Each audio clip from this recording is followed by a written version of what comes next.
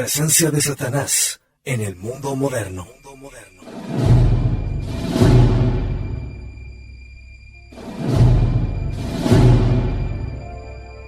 La realidad cruda de los demonios que andan dispersos por el mundo para la perdición de las almas.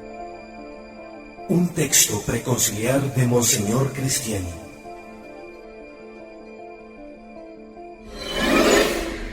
Presencia de Satanás en el mundo moderno.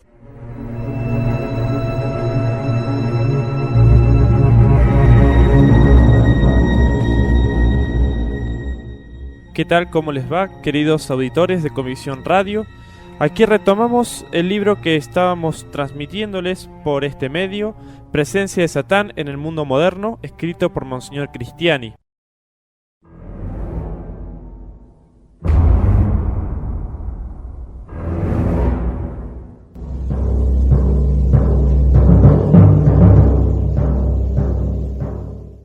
Una pequeña ciudad sale de la sombra.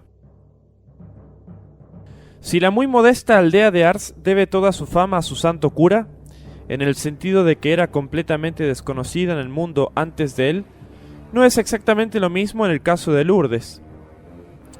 En su Francia pintoresca, que data de 1835, Abel Hugo, el hermano mayor de Víctor Hugo, habla de ella en estos términos. Esta capital del antes llamado Lavedan en Bigorre tenía el nombre, antiguamente, de Mirabel, palabra que en el dialecto del lugar significaba Bella Vista. En Lourdes existe un viejo castillo que había servido sobre todo de prisión de estado desde el siglo XIV. Este castillo acababa, nos dice Abel Hugo, de ser reparado, y añade: la ciudad rodea la roca del costado opuesto al Gave. Se extiende en una barranca atravesada por un torrente. Bien construida pero irregular, ningún edificio notable la decora, pero se halla situada ventajosamente en la unión de 4 valles que recorren las rutas del Po, Tarbes, Barage y Bagnères. Pero no fue un bello lugar lo que acudieron a ver millones de peregrinos en el transcurso del año 1858. Este año marcó el centenario de las apariciones. ¿De qué apariciones se trata? Todo el mundo lo sabe.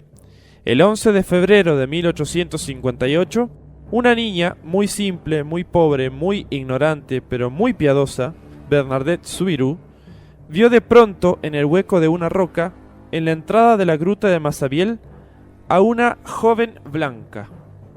Y 18 veces entre el 11 de febrero y el 16 de julio, la aparición volvió.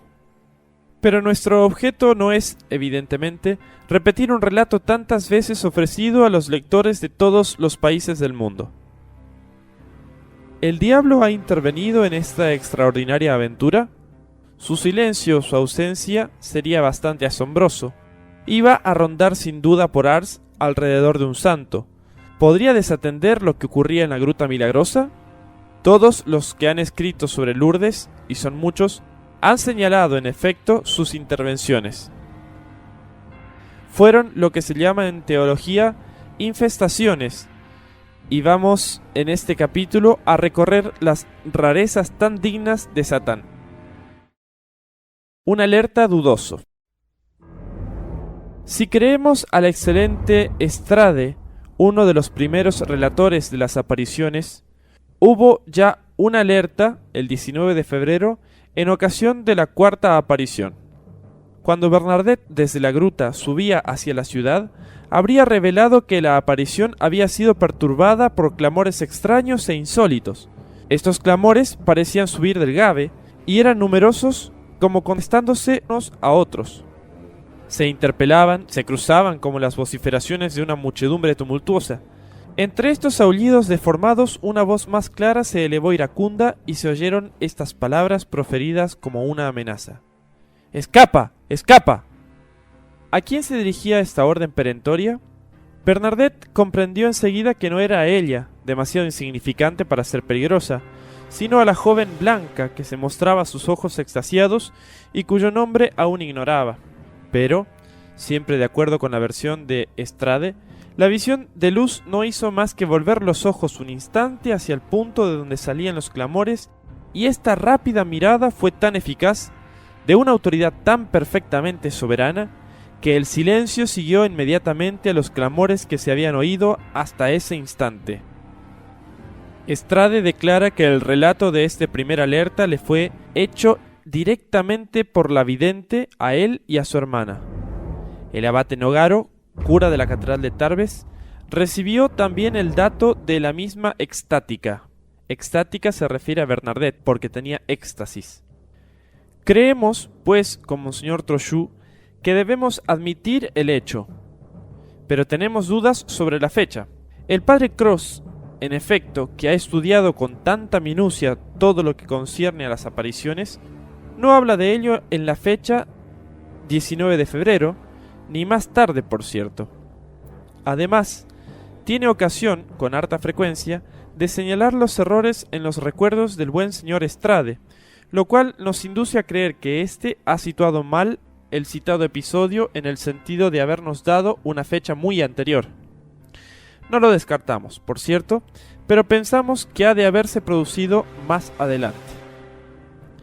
Lleguemos, pues, a las diabluras mejor fechadas y por tanto más seguras. Pero, cumpliendo nuestro propósito de no dar más que hechos bien atestiguados, seguiremos de muy cerca los datos del padre Cross. Antes que nada, entonces, los hechos y después los ensayos de explicación. Cantidad de visionarias. Fue un jueves 15 de abril cuando el alcalde de Lourdes, el señor Lacadé, entregó un primer informe al subprefecto de Argels sobre otras visionarias, además de Bernardet Soubirous. Recordemos bien la fecha. De acuerdo con los cálculos del padre Cross, habíanse producido ya 18 apariciones, del 11 de febrero al 7 de abril. La serie estaba, pues, terminada. Bernardet permanecerá alejada de todo cuanto va a producirse. Pero leamos el informe del alcalde. El sábado último pasado, 10 de abril, escribe, 3 niñas de Lourdes estaban en la gruta rezando a Dios, y a las 2 de la tarde la Virgen, afirman ellas, se les apareció. Una de ellas ha puesto en manos del señor cura una declaración escrita que éste ha enviado al señor obispo. La llamada Paulina Lavant, que estaba en la gruta ayer por la mañana, 14 de abril, a las 10, para rezarle allí al Señor, dice haber visto a la Virgen. No era, sin embargo, más que un comienzo. El muy concienzudo comisario de policía Jacomet redacta a su vez un informe, como era su deber, dirigido al subprefecto, luego al prefecto. Las visionarias van a multiplicarse. Bernardet está, si nos atrevemos a decirlo, hundida. No puede rivalizar con tantas otras que ven maravillas. El comisario da detalles muy precisos. Estos detalles son muy útiles para formarse una opinión sobre el valor de estas nuevas visiones. ¿Dónde ocurren? Jamás en el lugar mismo donde Bernardet había visto a la Virgen y oído su nombre de labios de ella misma. Parece que una protección invisible rodea ese lugar, como rodea a la persona misma de Bernardet. En tanto que ésta permanecerá siempre tan natural, es decir, tan exactamente lo que ella era, muy simple, muy modesta, muy ignorante, pero muy recta y muy sincera, he aquí las indicaciones que nos han sido proporcionadas sobre las nuevas videntes.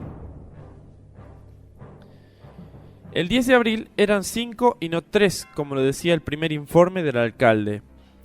Una de ellas, escribe el comisario, es Claire Marie Sancenave, de 22 años, muchacha virtuosa, de una fe ardiente, de una imaginación exaltada. He visto, dice ella, una piedra blanca, casi al mismo tiempo una forma de mujer, de estatura normal, llevando un niño en el brazo izquierdo. El rostro sonriente, cabellos ondulados que le caían por los hombros, sobre su cabeza algo blanco levantado como por una peineta. Por fin, un vestido blanco. En cuanto al niño, lo distinguí confusamente y solo al principio. Después no lo vi más. Hasta aquí la primera vidente. La segunda, Madeleine Cassock, 45 años, casada, mala mujer, adicta a la bebida, explica así su visión. Vi sobre la piedra blanca algo del tamaño de una niña de 10 años. Tenía un velo blanco sobre la cabeza que le caía sobre los hombros. Los cabellos le caían sobre el pecho. Todas las veces que se movía un poco la vela, esta forma desaparecía. Hasta aquí la segunda vidente. La tercera, Honorine Lacroix, de más de 40 años, prostituta, de costumbres innobles, dijo que había visto la primera a la Virgen. Esta Virgen, declaró, tenía la forma de una niñita de 4 años, cubierta por un velo blanco y cuyos cabellos le caían sobre los hombros y estaban recogidos sobre la frente. Sus ojos eran azules, sus cabellos eran rubios, la parte inferior del rostro era blanco y las mejillas rojas. En cuanto a las dos extranjeras, de las cuales una ha tenido también una visión, según dicen, no se ha oído hablar más de ellas. Se ignora de dónde son. Y como ven, queridos auditores, todo esto, a primera vista, es muy sospechoso. Por lo que no lo es menos, es el lugar donde se manifestaban estas pretendidas apariciones. Veamos pues el lugar. Es siempre el comisario el que nos ha hecho una descripción detallada.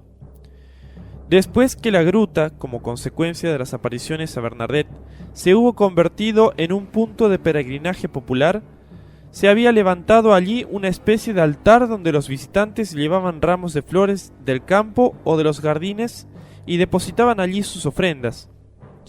La gruta tenía la forma de un horno de alrededor de 4 metros de profundidad. La bóveda de este horno se hallaba a 2,60 metros de altura.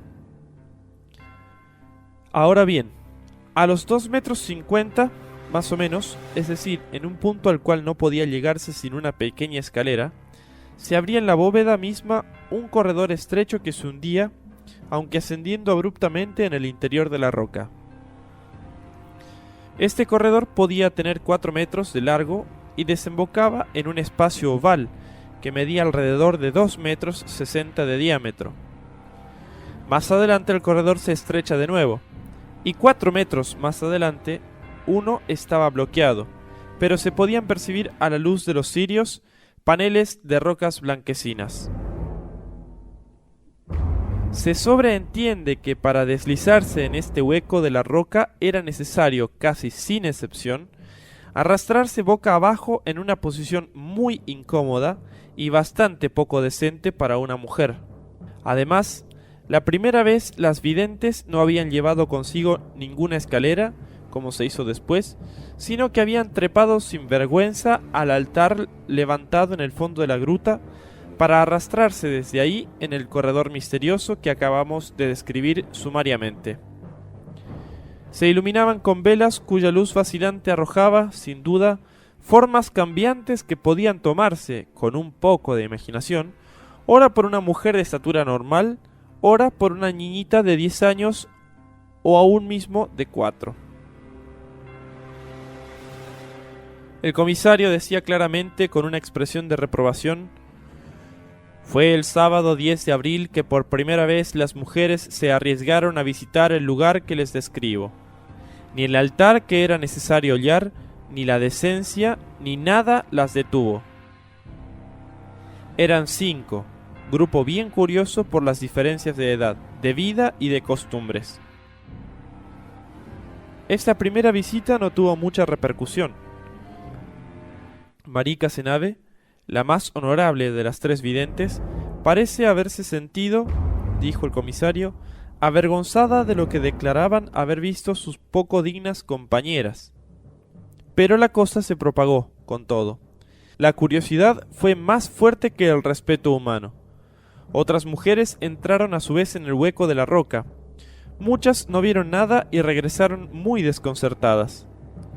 Pero el 14 de abril, Suzette Lavant, sirvienta de 50 años de edad, realiza la ascensión de la galería y vuelve toda entusiasmada. La rodean, la interrogan. Ella ha visto. Está todavía toda temblorosa. ¿Qué ha visto? Una forma blanca, dice, más o menos del tamaño mío, una especie de vapor como un velo, y debajo un vestido de cola, pero no distinguí ninguna forma humana, ni cabeza, ni brazos, ni piernas, ni parte alguna del cuerpo. Por lo demás, añade, lo que he visto es tan indeciso y vago que no puedo darme cuenta de lo que es. Y con estos elementos empezó el alboroto. A partir de este momento, los peregrinajes a la galería tan poco abordable se multiplican. El 17 de abril, por primera vez, hombres y mujeres se encuentran reunidos para esta expedición perturbadora. Una joven, Josefina Alvario, de 15 años, empieza a llorar, a agitarse. La tranquilizan, la hacen salir. Se ven obligados a conducirla de nuevo a su casa y a acostarla. Declara que ha visto a la Inmaculada Concepción llevando a un niño en brazos y junto a ella a un hombre con una larga barba. Y esta misma aparición parece perseguirla hasta su cama. Los ánimos desde ese momento se alteran. Dos corrientes de opinión parecen definirse. Unos están llenos de admiración, creen en todas las apariciones, las de Bernadette y la de sus émulos. Otros, chocados por muchos detalles de las nuevas visiones, no creen ni en las de Bernadette. La confusión es enorme. El 18 de abril, la propia sirvienta del alcalde es presa de convulsiones porque ella también ha creído ver algo. Pero esta vez ella no ha tenido ni siquiera que subir al corredor de la roca, puesto que sus convulsiones empezaron delante del altar de la gruta cuando rezaba su rosario. El alcalde tiene absoluta confianza en su sirvienta. Va a ordenar que se realicen experiencias para saber si los juegos de luz pueden provocar las visiones que enloquecen a tantas mujeres. El 19 de abril, una comisión investigadora entra en la gruta superior. Se desea tener la conciencia tranquila. Las visiones, y sobre todo la de Josefina Alvario, que le han provocado un éxtasis de 3/4 de hora, ¿pueden tener una explicación natural? Pero el resultado de esta investigación es completamente negativo.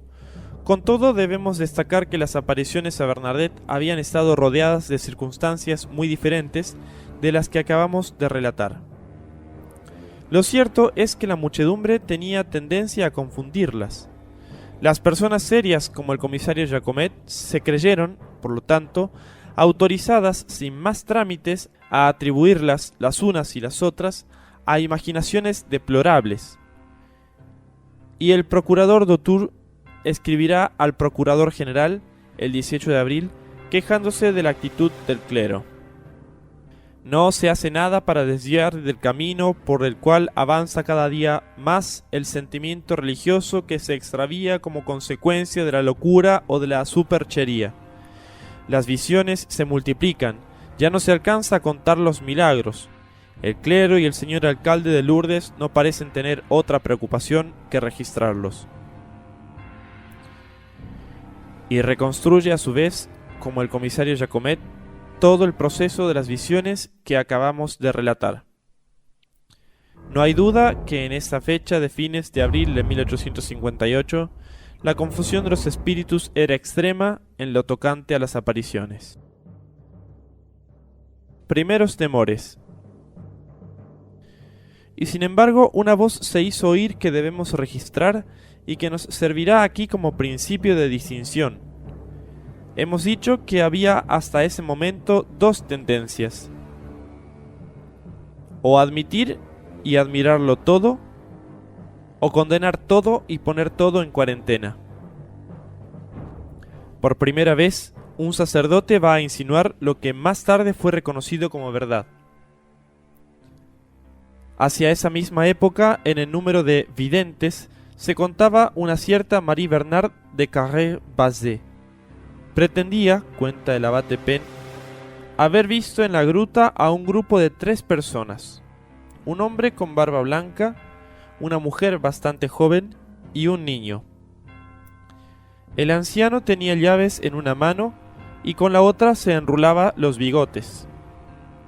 Al principio se dijo en la ciudad que podía ser la Santa Familia. Más tarde, la misma visión se reprodujo y se añadió que se habían observado ademanes poco decentes hechos por estos personajes. Si estos ademanes fueron advertidos por la misma visionaria o por otros que hubieran podido tener la misma visión, tanto mi hermana como yo nunca lo supimos. Recordemos que está hablando el abate Penn. No obstante, esta mujer era penitente mía y varias veces me había relatado estos hechos, pero no le presté mayor atención, creyendo que no eran más que maniobras diabólicas tratando de cubrir con su sombra las apariciones precedentes. Hasta aquí el abate Penn. Nosotros vamos a subrayar estas últimas líneas. Nos parecen dar, en efecto, la explicación más razonable sobre todo el conjunto de hechos. Aunque atribuyamos a la exaltación, a la imaginación, al contagio espiritual, las visiones que se agregan a las apariciones de Bernadette, no hay duda, en efecto, que el demonio hallaba en ellas su provecho y que se veía asomar en el conjunto de los episodios de los cuales no hemos comentado más que una parte, una táctica, la de desvirtuar las visiones auténticas y las apariciones certísimas de la Virgen bajo el flujo de imitaciones absurdas o estrambóticas con las que una parte del público se saciaba con deleite en Lourdes, mientras que los más cuerdos se encogían de hombros. Ahogar la verdad en la mentira era un procedimiento muy digno del demonio, y lo que vamos a decir confirmará esta primera apreciación de los acontecimientos.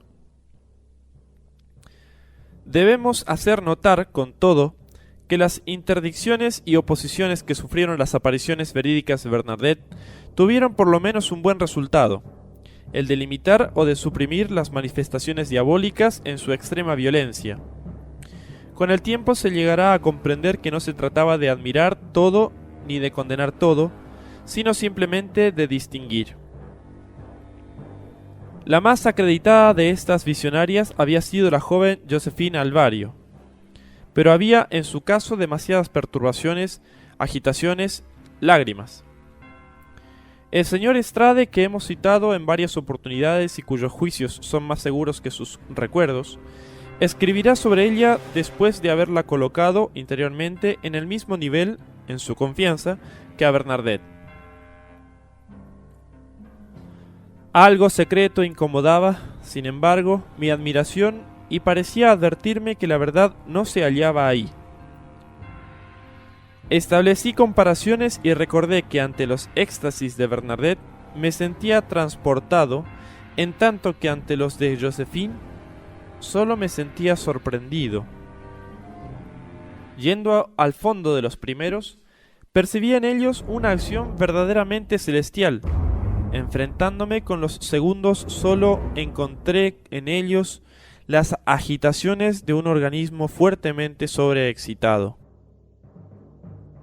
Al hablar así, el señor Estrade, como todas las personas sensatas, practicaba ese arte necesario que San Ignacio de Loyola había llamado discernimiento de los espíritus, y el mismo San Ignacio no había hecho sino poner en fórmulas el grande precepto de San Pablo en los albores del cristianismo: el espíritu no lo apaguéis, las profecías no las menospreciéis, probadlo todo, quedaos con lo bueno.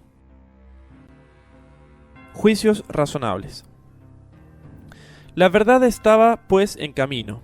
La luz se hacía poco a poco en los espíritus, aunque se estaba todavía bastante lejos del objetivo final, como vamos a verlo. Pero antes de ocuparnos de otra serie de perturbaciones y agitaciones en las cuales las infestaciones diabólicas se tornarán cada vez más visibles, daremos otro ejemplo más de las apreciaciones que se hacían en torno de las demasiadas videntes que le hacían la competencia a Bernadette. Acabamos de hablar de Josefina Alvario, muchacha excelente por lo demás. He aquí otra, Marie Courrèges, la sirvienta del alcalde de Lourdes. Sería demasiado largo consignar aquí sus propias declaraciones que figuran en la obra del padre Cros. Pero lo que nos llama la atención es el juicio que sigue, hecho por un habitante de Lourdes, Antonio Garros.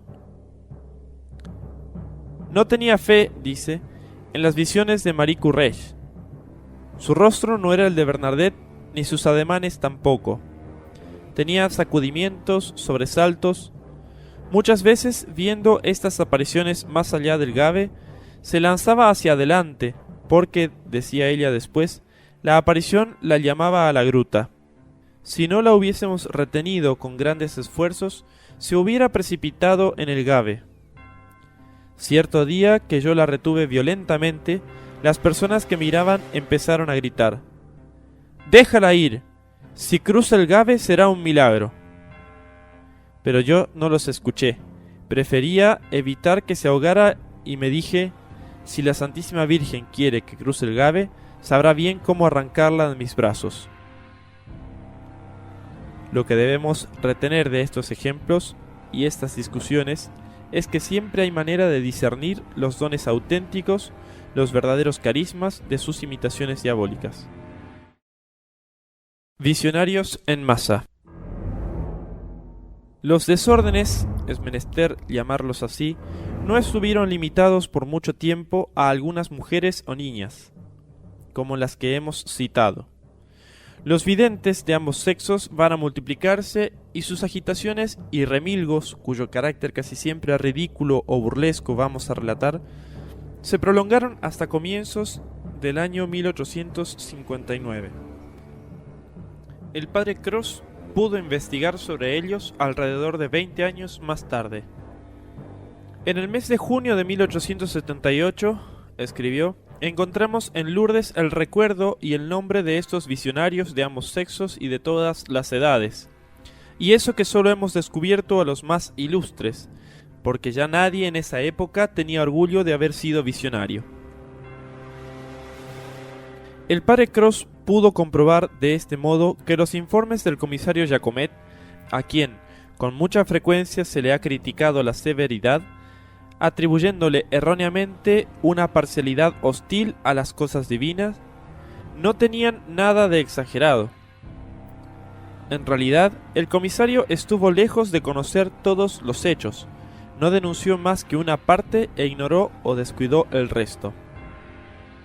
Las manifestaciones alcanzaron un grado tal de exageración que se produjo un verdadero escándalo y el mismo cura de Lourdes, en septiembre de 1858, debió conjurar desde el púlpito a los padres para que les pusieran fin, impidiendo que sus hijos se entregaran a esas incesantes excentricidades.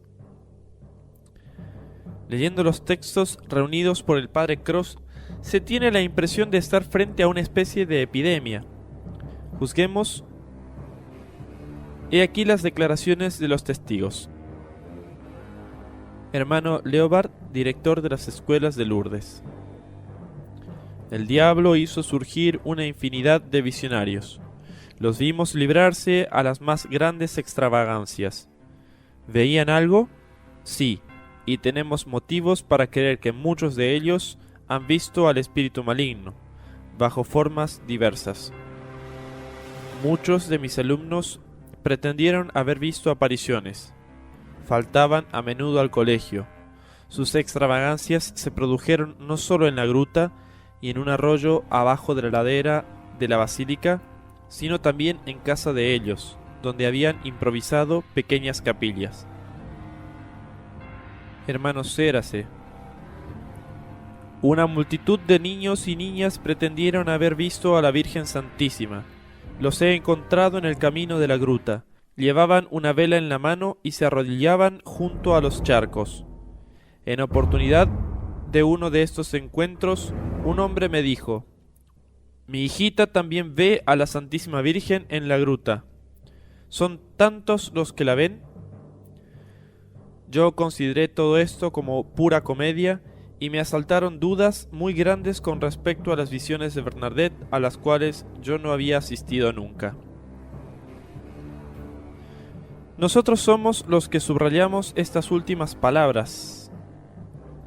Vemos ahí los peligros que las falsificaciones diabólicas hicieron correr al mensaje de Bernadette, y sobre ello tendremos otras muchas pruebas. Pero continuemos con nuestra citación extraída de las pacientes investigaciones del Padre Cros. Dominique Vignis, Marie Portot, Dominique Césavent, Ursule Nicolot, testigos excelentes. He visto muchas veces visionarios en la gruta. Hacían los ramos de flores naturales que llevábamos allá y arrancando los lirios y las rosas que arrojaban al Gave, decían: la aparición no quiere ni lirios ni rosas. He oído a una niña de 10 u 11 años gemir, gritar, aullar delante del hueco de la roca donde se encuentra ahora la vivienda del guardián. La aparición estaba ahí para ella. A esta niña se la honraba como a las otras, se la besaba con devoción. Cada uno de ellos llevaba un rosario en la mano, pero todos los rosarios eran nuevos y no estaban benditos, no querían otros. Tenían los rosarios colgando, con el Cristo a la altura de los ojos, y movían el rosario delante de sus rostros. Hacían corriditas en todas direcciones, medio agachados, con el rostro contorsionado y gritando como cachorros de perro que ladrara persiguiendo una presa. Vi llegar una procesión desde la fuente de la Merlace hasta el poste. Se trataba del poste del cartel que prohíbe la entrada a la gruta. Llegado ahí, uno de los procesantes gritó: «Bajen todos conmigo, van ustedes a ver a la Virgen». Las mujeres se pusieron en fila para seguirlo. Cierta tarde, caída la noche, uno de los visionarios, con la cabeza coronada de laureles, gritó: «Reciten todos el rosario, Dios va a recitarlo». Fue inútil que yo observara que era el mundo al revés, que Dios le rezaba a la Santísima Virgen. Todos estaban encantados. Poco después el visionario gritó: «Besen la tierra 40 veces, 40 veces». Los asistentes besaron la tierra. En cuanto a mí, reía y al mismo tiempo rabiaba al ver estas cosas del diablo. El diablo de por sí va a buscar ridiculizar a la gente, burlándose de ellas, haciendo este tipo de cosas. La señorita Tardivet. No se tiene idea hoy de la credulidad de los habitantes de Lourdes en esa época. Los espíritus estaban en el aire y en llamas. Un desconocido que llegaba de Saint-Pé dijo al entrar en la ciudad: «Miré hacia el lado de la gruta, vi allí a la Santísima Virgen que se paseaba. Todo el mundo la ve». Una multitud corrió enseguida hacia la gruta. Mis hermanas y yo estábamos entre ella. Jean Domingo. Cierto día vi desde la Rivière a un visionario de pie frente a la gruta y le gritó a la multitud que se agolpaba entre el canal del Gave y más allá del río en la pradera donde yo estaba: «Sacad los rosarios, voy a bendecirlos». Todos sacaron los rosarios y el visionario los bendecía con el agua de la gruta. Lo que había de más revelador, generalmente, en las payasadas de todas estas pobres criaturas eran sus horrorosas muecas. He aquí los testimonios en este sentido, recopilados sobre todo por el Padre Cros. El guardabosque Calet. Cierto día seguí al visionario Barrot hasta el molino. Llegado junto a una cama, se puso a trepar por las cortinas con muecas espantosas, rechinaba los dientes o los hacía castañetear, y sus ojos tenían algo de salvajes. La señora Prat. Fui una vez testigo de las visiones de Minino. Relinchaba y su rostro era tan horroroso que yo no podía mirarlos.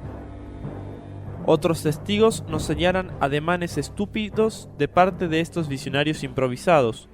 Habían visto a Bernadette una vez comer hierba, o por lo menos se había hablado de esto. Entonces les agradaba imitar este acto, y por este medio es evidente que los desacreditaban sin querer, puesto que la mayoría de ellos actuaba sin darse cuenta del alcance de su comportamiento. pero tenían también otras invenciones de su propia cosecha. Pauline Bourdeau: he visto a 12 llegar juntos a la gruta en nuestra calle con coronas de flores sobre la cabeza. Basile Caserot: el visionario X pasaba por la ciudad con una cinta que había sacado del tocado de una niña atada en la cabeza. La Santísima Virgen, decía, me lo ha ordenado. Muchos lo seguían, algunos decían, está loco, pero la mayoría sostenía que había tenido una aparición. La señora Bob: en el camino del bosque encontré cierto día al visionario X, en una especie de éxtasis, pero con el rostro descompuesto. Lo sacudí, no dijo ni palabra. Por fin salió del éxtasis y se fue bruscamente. Le pregunté, ¿qué has visto? No quiso contestar y se marchaba. Insistí, ¿qué has visto? Acabó por decirme, alejándose siempre, a la Santísima Virgen con un vestido blanco y una corona. Al mismo tiempo mi sobrina me fue a buscar para llevarme junto a 3 o 4 visionarios en el mismo camino. Ven a ver, me dijo, el bello éxtasis de una niña. La vi a esta niña de 10 a 11 años, de rodillas con el rostro transfigurado. En ese momento pasaba otra pequeña visionaria con una vela encendida en la mano. Me apoderé de la vela y pasé la llama delante de los ojos de la niña en éxtasis. Los ojos permanecieron igualmente abiertos. Poco a poco el éxtasis terminó y la pequeña nos dijo, he visto a la Santísima Virgen con un vestido blanco, un cinturón azul y una corona en la cabeza. ¿Qué te ha dicho? Me ha dicho, retírate, es preciso que me vaya al regadío. Todo esto no era muy malo, como se ve, pero hacía correr los riesgos más grandes a las verdaderas apariciones, las de Bernadette, que ya habían cesado y que se hallaban superadas por las de sus imitadores o imitadoras. En realidad se vacilaba, se averiguaba, se interrogaba. Esta cantidad de visiones, algunas de las cuales muy sospechosas, los milagros alegados, algunos de los cuales se revelaban más que dudosos, todo esto arrojaba la confusión en los mejores espíritus. Un ejemplo notable va a hacérnoslo comprender. Entre los que se citaron al principio con los incrédulos frente a los hechos de Lourdes, se encontraba con la mejor fe del mundo un director del gran seminario de Tarbes, el canónigo Reeves. Él mismo ha contado cómo fue a Lourdes en el mes de agosto de 1858. Estaba acompañado por un sacerdote extranjero. Los dos iban con el fin de informarse. Quisieron, antes que nada, ver a Bernadette. Esta permanecía, a pesar de todo, en el primer plano de las actualidades de Lourdes. Era ella, por cierto, quien había tenido los primeros favores de las apariciones. Nuestros dos visitantes se presentaron en casa de los padres de Bernadette y pidieron verla. La niña estaba ausente. Prometieron por lo tanto volver al molino, entonces tenido por el padre. Y a continuación veremos la escena de la cual fueron testigos. Del molino, dijo el canónigo Reeves, nos dirigimos a la gruta por un pequeño camino que corre a lo largo del fuerte. Descendimos la pendiente, entonces abrupta y árida, plantada hoy de árboles verdes y más fácilmente transitable gracias al camino en zigzag tan conocido de los peregrinos. Llegamos frente a la gruta maravillosa. Una barrera de tablas cerraba su entrada. Había allí, de hinojos, con una vela en la mano, una niña de 12 a 14 años, pasando las cuentas de un rosario entre sus dedos, saludando a un ser misterioso y avanzando de rodillas hasta el pie de la roca. El suelo subía en anfiteatro. Las crecidas del Gave habían formado allí anchos peldaños de escaleras muy suaves. Miramos a la visionaria algunos instantes. Sus facciones estaban contraídas y eran repelentes. Mi compañero le gritó: «¡Sal de ahí! ¡Estás haciendo la obra del diablo!». La niña, simulando no oír, continuó su maniobra. «Sal de ahí», le repitió con voz de trueno. «Vete o la mano de Dios va a caer sobre ti». Enseguida, la visionaria apagó su pequeña vela, trepó por encima de la barrera y desapareció. Pero no era más que el primer acto de la investigación de los dos eclesiásticos. En el fondo buscan, dudan, pero saben que no corren ningún riesgo de cometer un error si rezan. Escuchemos la continuación del relato. Rezamos, bebimos el agua de la fuente y fuimos a casa del señor cura.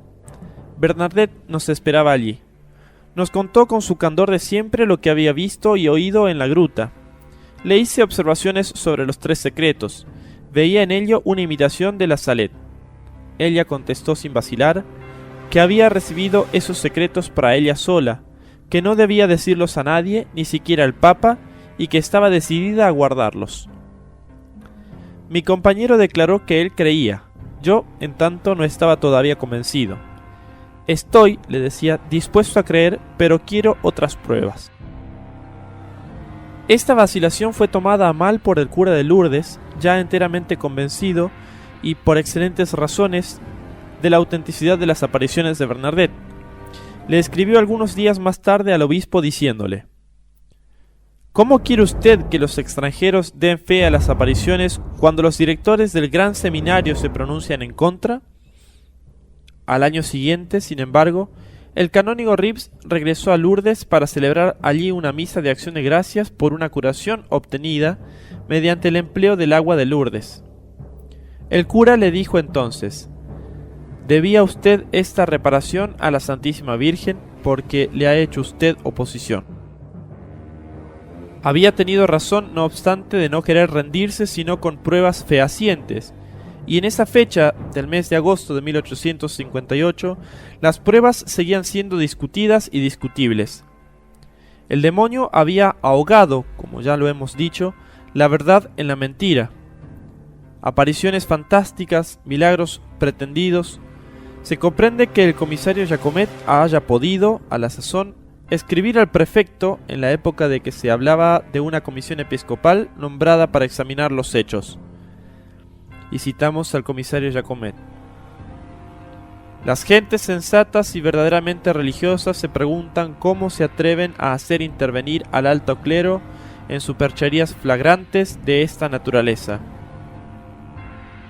Esta comisión, sin embargo, fue aceptada por el prefecto, que tenía la certeza de hacer condenar categóricamente todas esas historias de las visiones, inclusive las de Bernadette, que habían desatado el flagelo.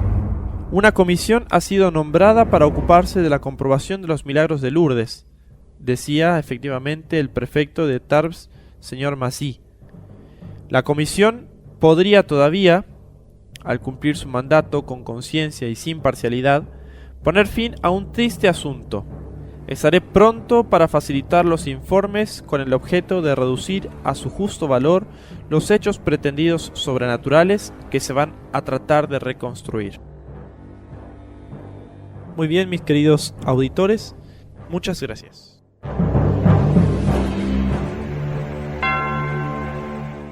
Presencia de Satanás en el mundo moderno.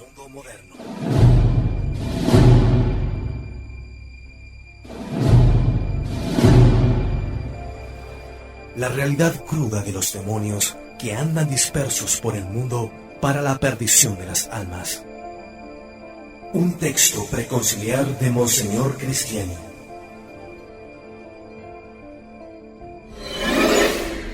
Presencia de Satanás en el mundo moderno.